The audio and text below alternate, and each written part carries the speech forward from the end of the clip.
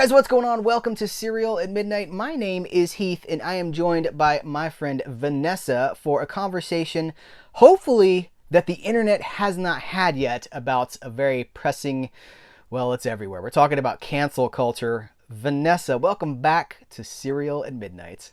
Thanks for having me again. It's good to be here. People will know you from our excellent collaboration about the murder of Thelma Todd, which has really kind of just taken off, and it's so cool to see a 1930s, 20s, 30s Hollywood, golden age of Hollywood personality being given justice, due diligence, attention here on YouTube, and you're such a huge part of that. So thank you for that. No, thank you. And I'm so happy that people are discovering her and her work now through that video that we made together. It's excellent. It's a great video. I'm very proud of it. I'll link to that in the description of this video, but we are here to talk about cancel culture, and this is a topic that is so hard to talk about, but we're going to do our best to look at it from a couple of different angles, the way that it impacts people, the way that maybe how long it's been around, because there's a lot to unpack here, and this is going to be my goal for this video is to have a conversation that is not triggering. It's not a reactionary video, that there's no anger. And even if we don't agree, I want to say this right at the top too, even if we don't necessarily agree on something, I respect you tremendously, and I just enjoy having the conversation.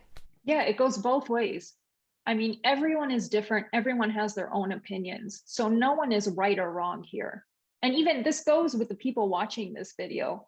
Uh, we want to hear your opinions and your thoughts on this. No one is going to say, no, you're wrong. This is an open discussion for all of us. I consider you an expert on golden age of Hollywood, the silent era. Is cancel culture new? No, the first instance I can think of, and there's probably more before this, but the first one that sticks out in my mind is back 100 years ago in 1921 when Roscoe Arbuckle, who was an extremely famous worldwide on-screen star, he was just as famous as Charlie Chaplin. And everyone knows who Charlie Chaplin is. So Roscoe Arbuckle on Labor Day weekend in 1921, he had a party in a hotel suite, and he was ultimately charged with the rape and murder of a young woman by the name of Virginia Rapé. He was on trial 3 times, and at the end of the third trial, the jury finally acquitted him of all charges. But even though he was deemed innocent at the end of these 3 trials, he lost his entire career, his livelihood. He lost all his possessions, and he eventually died a few years later of a heart attack. And some people say a broken heart, because society canceled him. And I'm not just talking about the States, I'm talking about worldwide. He was well known everywhere. And yeah, this goes back to 1921. You say society canceled him. I think that's interesting because I know what we see in today's landscape. There's a lot of like left versus right, or conservative versus liberal, and I think a lot of that's fueled by the media. But you said society canceled him, and I think that's interesting because I personally believe that what we're witnessing right now, the sort of cancel culture that we're seeing, is not necessarily politically motivated. I think it's more societal and more cultural. Maybe it's a side effect of social media, the social media generation, when we can just, oh, I don't like what you had to say about this. I'm going to hide you from my feed, or I'm going to unfollow you, or I'm going to block you. Now, the shaming goes back, like what you're talking about with Arbuckle. There's a sense of like, is it, I don't even know how to say what I'm trying to say, but the sense of like tearing someone down. And this is how this conversation got started, is one of our friends noted that musicians and actors are held to two different standards.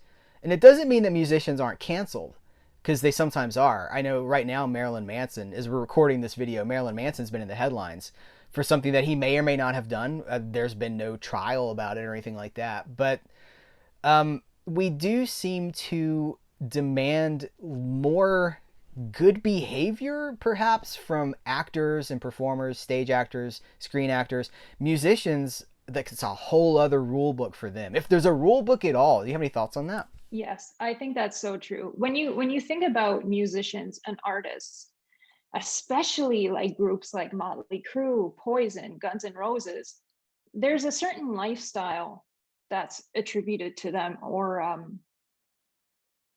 oh, what's the word I'm looking for? It's synonymous with that type of music, and it's like sex, drugs, and rock and roll.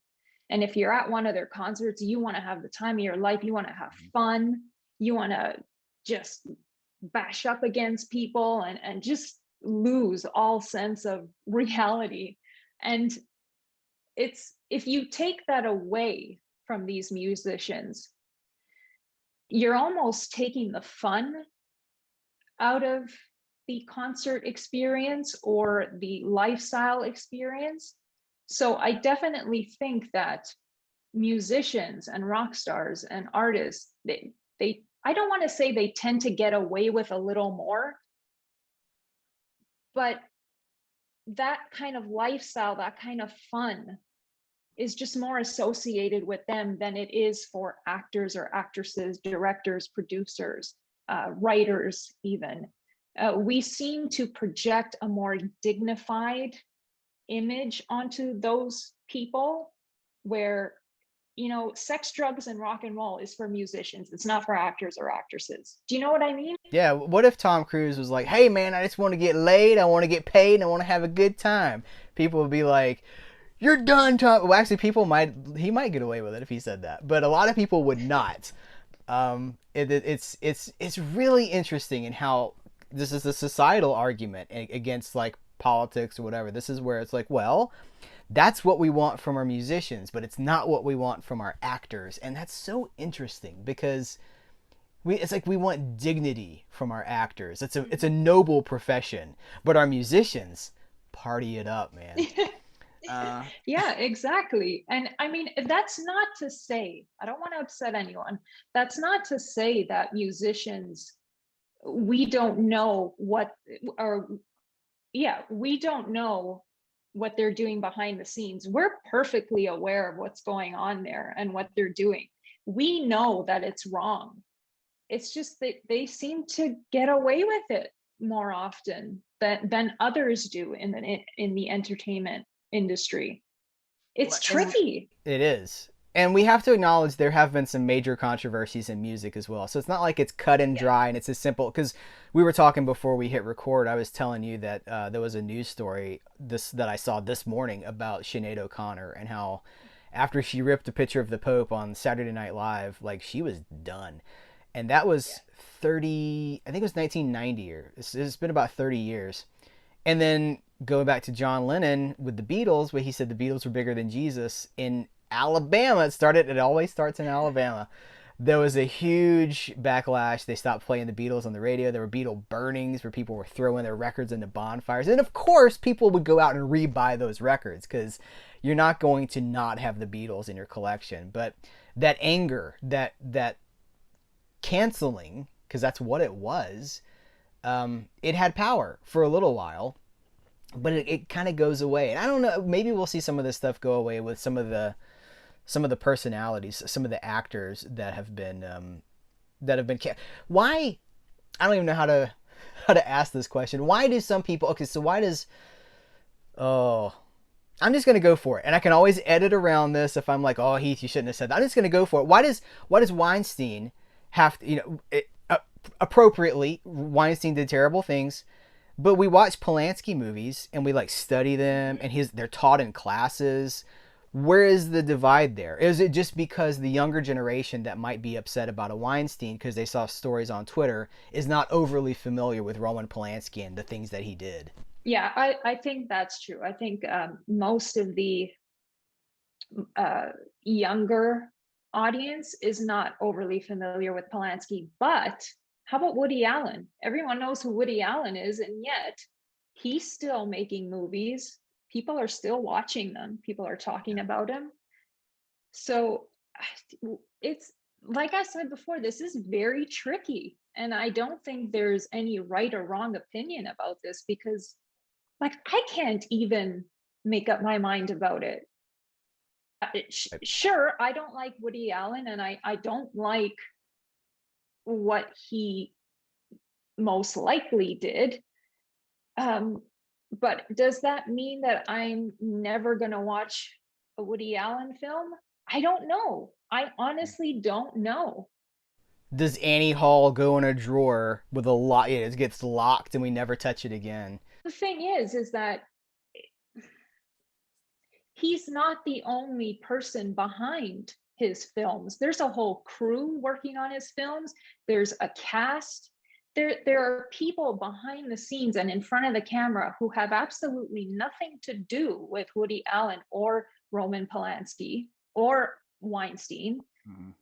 And they worked hard to film that movie and to release it. And why should they have to pay, and why should they be put in a drawer somewhere Yeah. for no one else ever to enjoy again because of the actions of one person associated with that film?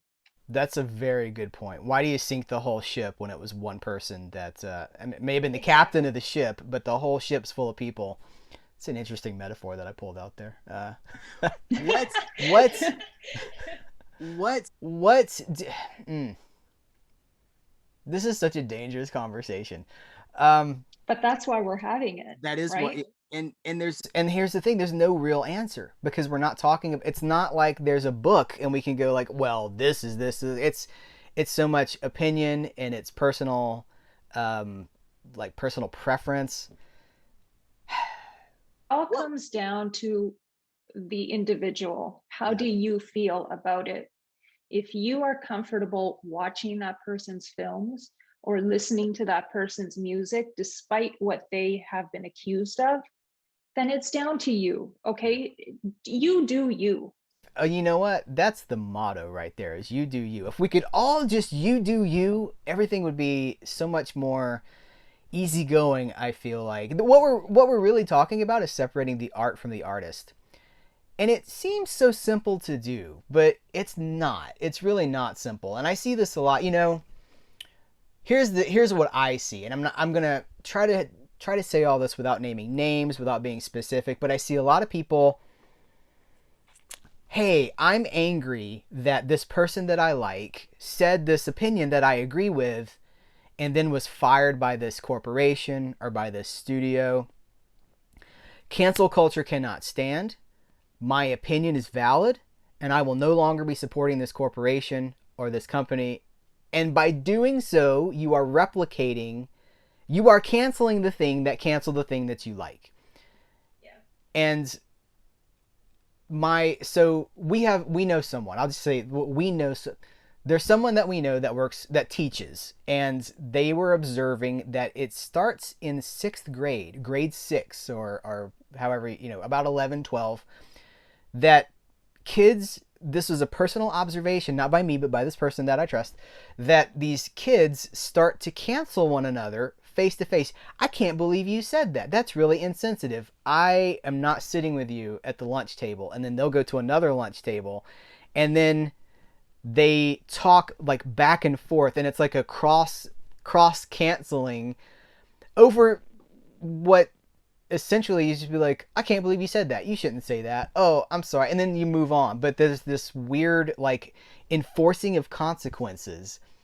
And that's really what we're seeing is we're not separating people being human and being flawed and um I mean, none of us are perfect, and if we can't make mistakes, how do we get better? I guess that's the question: is when do we allow grace and mercy for someone who? Now, I guess there has to be some sort of regret or some sense of, whoops, I shouldn't have done that. But are we allowing people to be people when we do this? I think it's incredibly sad that this is starting out with children. Yeah. Um, First of all, because children are children, their opinions and their likes and dislikes change constantly Mm-hmm. throughout the years. So in grade 6, when you're 11 or 12 years old, what do you really know about anything at that age? So I think, to me, it's heartbreaking that this is happening in schools where children are canceling each other. But for what? Like, for a childlike opinion that someone may have? Goodness gracious, I'm almost 40 years old, and my opinions on things change daily too. I mean, we need to be kinder to each other. That's the thing. Like, just stop a moment, think about what you're going to say first, and then speak, or and then act. Just take a moment. I feel like, especially with cancel culture, everything is so immediate and harsh and loud. If we would just take 5 minutes to think first of how we want to formulate our thoughts and speak about them, things would be so much easier, for Yeah, real. they would. Do well if we look at the track of history, the arc of history going back 100 years ago. Do you think that's possible? Do you think we can slow down and learn from this, or is this just the path we're on? I think this is the path we're on, especially with the internet bringing everyone so much closer together, and social media where everything is instant. Like, as soon as something happens in Australia or Africa or somewhere far distant, you know about it the second after it happens. So I can't honestly see any of us slowing down. I think it's only going to get worse. And even this goes back to when we first started our conversation about cancel culture not being new and it happening back in 1921 with Arbuckle. Yes, there was no social media in 1921. There was no internet. There wasn't even radios in homes yet. Radios didn't come into play until the mid 20s. So in 1921, the only source of news that those people had were newspapers. But newspapers weren't just published once per day. In the bigger cities, and even in smaller cities, newspapers were published throughout the day. So there was a morning edition, an afternoon edition, an evening edition. And if something really important were to happen on a specific day, there would be special editions thrown in there too. So you could have anywhere from 4 to 6 different individual newspaper editions per day.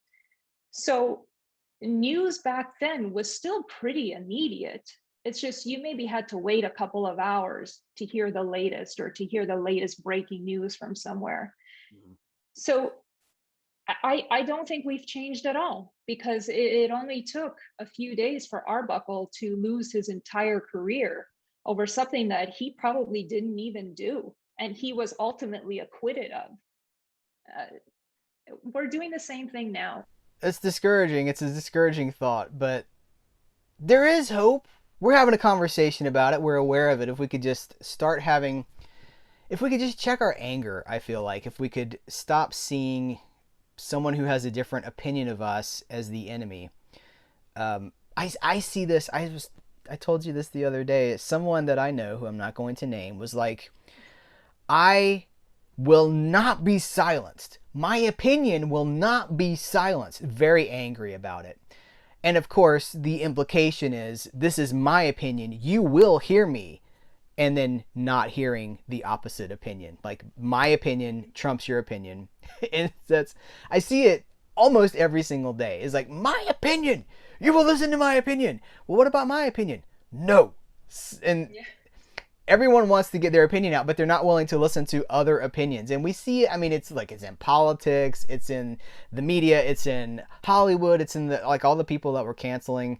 There are other opinions out there, and if we could just be a little nicer to each other, I feel like a lot of this stuff would work itself out. But you make a good point, Yes. because I've heard, like, we are essentially, like, technologically, we're kind of like cavemen people who were gifted this like, here's global technology. You can know what's happening on the other side of the world right now. Here's something called Twitter, and we're just not ready for it. We just can't. The human condition is so flawed. We're so, like, Yeah. ego people and like everything's we're so fragile that I don't think we can handle it. It's too much for us. We've broken it.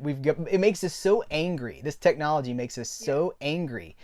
Um, but if we could just slow down, if we could just settle down and be like, well, I don't know that I agree with that, but I'm gonna think about that. Maybe that's asking too much. I don't know, but we're doing it, so it's possible. It is. And isn't this a more worthy discussion to have than two people yelling at each other and neither one of them being heard by the other? Like this is much more constructive. I don't understand, but I think it goes back to human nature where it's human nature to want to be heard. It's human nature to want to get our point across. We're inherently selfish in that respect, but we got to listen to each other.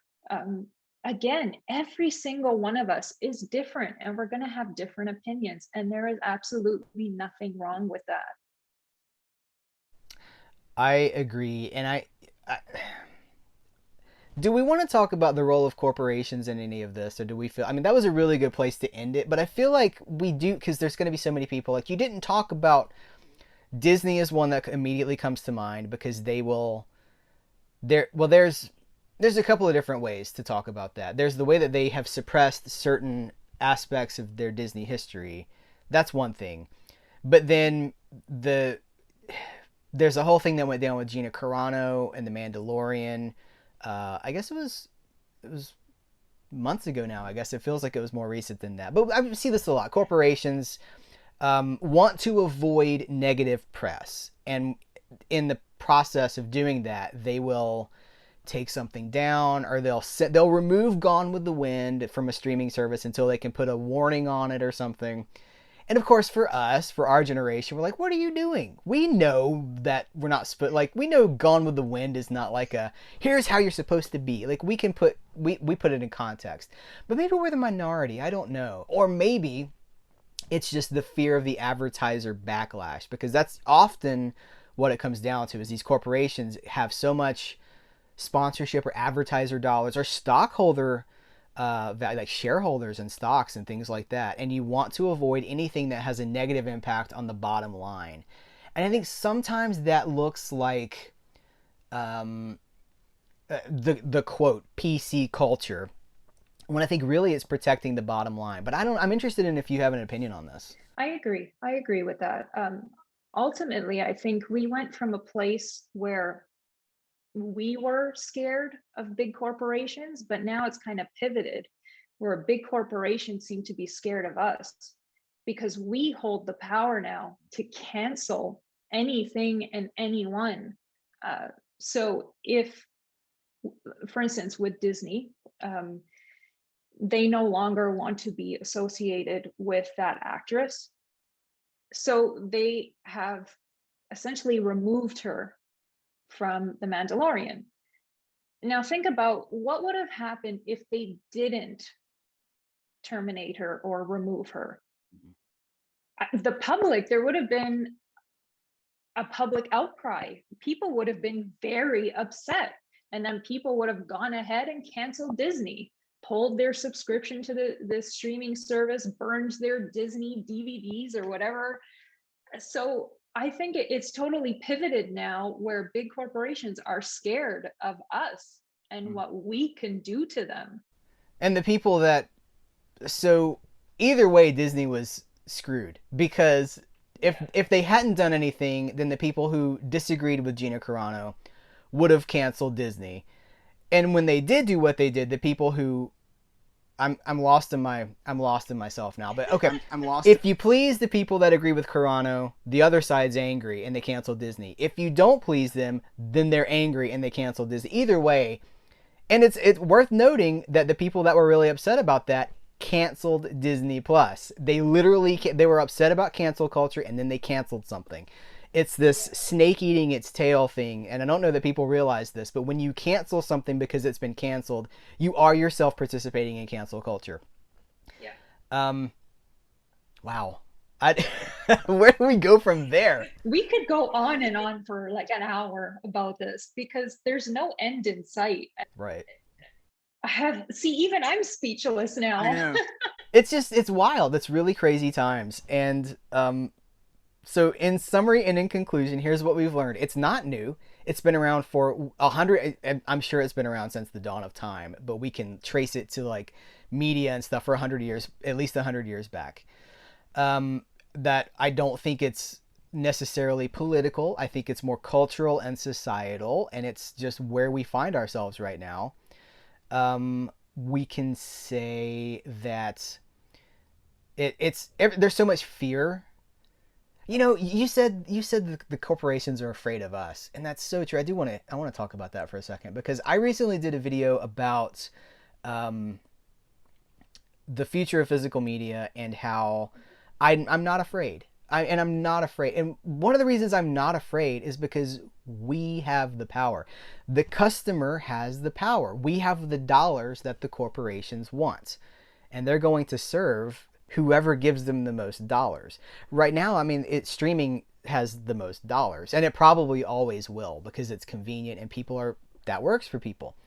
But dollars speak, and it is so interesting that people fear corporations, they perceive a war, but we like they want what we have. We have the power, and if they can't give it to us in certain, if I can't get such and such, I can find another way to get that. Mm-hmm. I have the power to go find that. It's not, nothing is ever locked away. Nothing is off the table. We can cancel Woody Allen. We can, Bill Cosby, he's in jail. I can still go find Bill Cosby stuff if I want to. It doesn't go away. Nothing is erased by yelling and lighting a torch and, grabbing a pitchfork. Nothing is ever really suppressed. Do you agree with that, or am I flawed? Yeah, no, I absolutely agree. And it goes back to the point I made earlier, where I think we just need to take a minute Yeah. and think instead of listening to the media and all the frenzy and mania they're creating to get us like jacked up and panicking. Just take a minute. Everything's going to be fine. Physical media is not going to go anywhere. Streaming is massively convenient. Like I'm a physical media lover, but I also really appreciate streaming. Mm-hmm. Because of the breadth of things that you can find on there and the convenience of it. Just everyone relax. It's going to be fine. That's it. Relax. Take a deep breath. Yeah. Let it out. Do some goat yoga. Just take a deep breath. Pet a moose. You'll be fine. Just go for a walk out in nature. I think that's a great place to leave it. As you say, we could go on and on and on, but I think we've done all we can do here. So I think our job here is done. What are you promoting anything? Well, first of all, if people haven't watched if you like Vanessa talking about cancel culture, wait till you see her talk about a mysterious death. The Thelma Todd video it's riveting. It's a true crime story for the ages. And again, I'm going to link to that in the description of this video. But do you have anything else that you want to promote or talk about or send people to look for? You could find me on Twitter. Twitter is where I'm at most of the time. So if you just go to, I think my handle is at Vanessa Buttino. Just find me on Twitter, and I'm happy to have conversations with you guys on there. Talk about anything, really. Wonderful. Well, Vanessa, thank you for being here for this conversation. We did it. We're here at the end. We survived this conversation. We didn't get tomatoes thrown at us. Well, not yet. That's still coming. Guys, continue this conversation in the comments below. This is this is a hot button issue, but be respectful. And if you do that, I think we're all going to be okay. The most troubling thing about this, Vanessa, is that there are going to be a ton of people in the comments who didn't watch the video. They saw the title and they just wanted to express their opinion, which goes back to what we were talking about. They don't want to have a conversation. They just want to be heard. You will not silence me. And then not listening. But hopefully, if you made it this far, you've seen the whole video and you can weigh in, and we'll have intelligent conversations about an issue that, man, it doesn't seem like it's going away anytime soon. So we'll have to do our best. Vanessa, thank you so much. Guys, thank you. Take care. And until next time, we will catch you later.